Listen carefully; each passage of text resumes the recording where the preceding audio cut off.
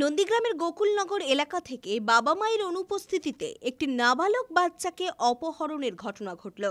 সকালবেলা বাচ্চাটির বাবা মা কাজে গিয়েছিলেন, তখনই তাদের নাবালিকা মেয়েকে কেউ বা কারা তুলে নিয়ে যায়।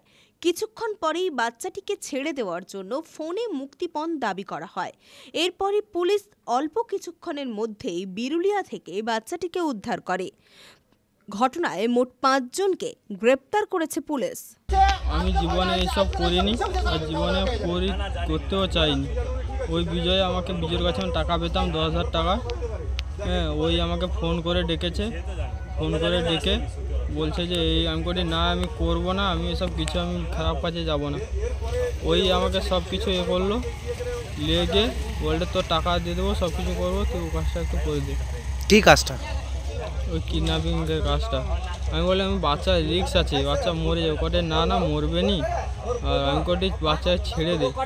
ওই জন্য ও বলবে যে হ্যাঁ ছেড়ে দেবো বাচ্চাকে, টাকা পেলে বাচ্চাকে ছেড়ে দেবো। না যদি তখন কেউ করে তবুও বাচ্চাকে ছেড়ে দেবো।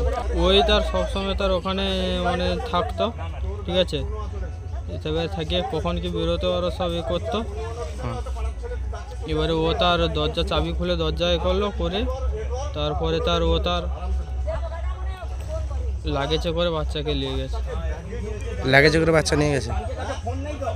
আচ্ছা, তারপর বাচ্চাকে নিয়ে গিয়ে এমনি একটা রুমে রেস্ট রাখা হবে।